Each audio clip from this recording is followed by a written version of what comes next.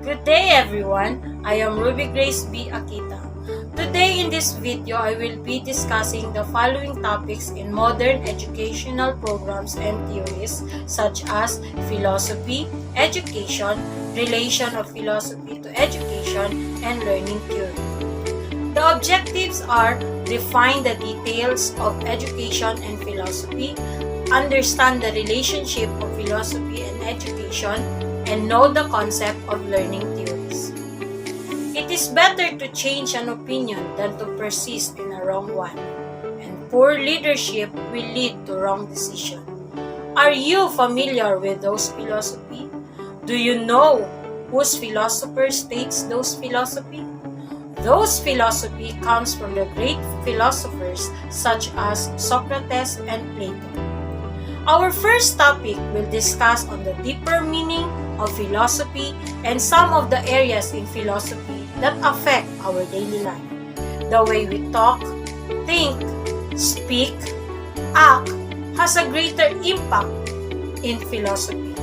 Let us begin our discussion. What is philosophy? Philosophy comes from two words. Philo means love and Sophia means knowledge.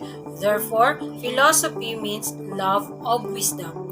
In a broader sense, philosophy is the study or creation of theories about basic things such as nature of existence, knowledge and thoughts, or about how people should live. Those who study philosophy are perpetually engaged in asking, answering, and arguing for their answers to life's most basic questions. Let's have a quick discussions on the different areas of philosophy. First is the metaphysics. As its core, the study of metaphysics is the study of the nature of reality, of what exists in the world, what it is like, and how it is ordered. In metaphysics, philosophers wrestle with such questions as: is there a God? What is truth? What is a person? Second is epistemology. Epistemology is the study of knowledge. It is primarily concerned with what we can know about the world and how we can know it. Typical questions of concern in epistemology are: what is knowledge? Do we know anything at all? How do we know what we know? Third is ethics. The study of ethics often concerns what we ought to do and what it would be best to do. In struggling with this issue, larger questions about what is good and right arises. So the ethicist attempts to answer such questions as: what is good? What makes action or people good? What is right? What makes actions right? And the fourth one is the logic. Another important aspect of the study of philosophy is the arguments or reasons given for people answers to these questions. To this end, philosophers employ logic to study the nature and structures of arguments. Logicians ask such questions as: what constitutes good or bad reasoning? How do we determine whether a given piece of reasoning is good or bad? The study of philosophy involves not only forming one's own answer to such questions, but also seeking to understand the way in which people have answered such questions in the past. So, a significant part of philosophy is its history, a history of answers and arguments about these very questions. In studying the history of philosophy, one explores the ideas of such historical figures such as Plato, Aristotle, Aquinas, Descartes, and many more. What often motivates the study of philosophy is not merely the answers or arguments themselves, but whether or not the arguments are good and the answers are true. What is education?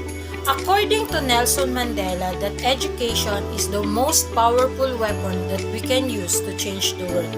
Education is the act or process of imparting or acquiring general knowledge, developing powers of reasoning and judgment, and generally of preparing oneself or others intellectually for mature life. What are the different importance of education?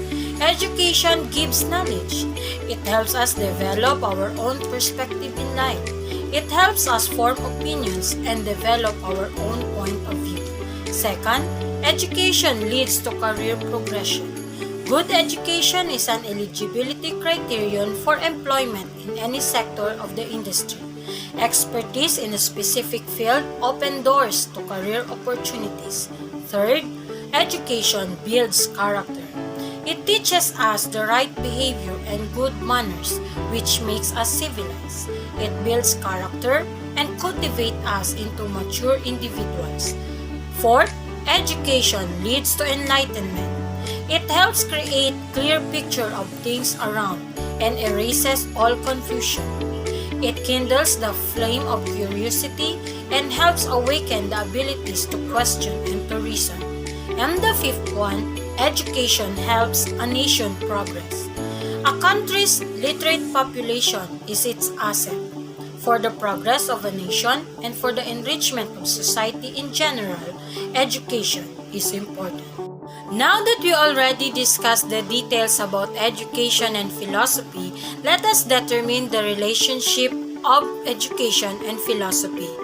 Both philosophy and education are related to each other in three different ways. 1. Both philosophy and education are interrelated. Philosophy and education are two different fields of studies, but they are closely linked together because without any rational thinking prior to education, the whole educational process is directionless. 2. Philosophy is dependent on education.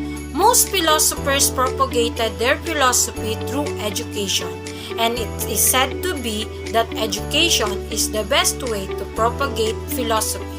And number 3, education is dependent on philosophy. Every educational system is based upon specific teaching methodologies and the curriculum. What should be the teaching methodology? And what kind of teacher should be? And what kind of curriculum be taught to the students? All the answers are given by philosophy. So education is dependent on philosophy for guidance in various areas. The educational field has been subject of study for many theories over the years. Consequently, many educational theories have emerged from this investigation since the early 20th century. These theories address issues related to the definition of learning, the existing types, influence factors, and even learning styles. Learning is a continuous and natural process to which the human being is exposed every day of his or her life. When talking about a theory, we must do so considering they arise as answer to a question asked by researchers. So, a learning theory is defined as a set of different concepts that observe, describe, explain, and guide the learning process of people and everything that relates to this process. I hope you learned from the topics I discussed in this video. Again, this is Ruby Grace B. Akita. Thank you for watching!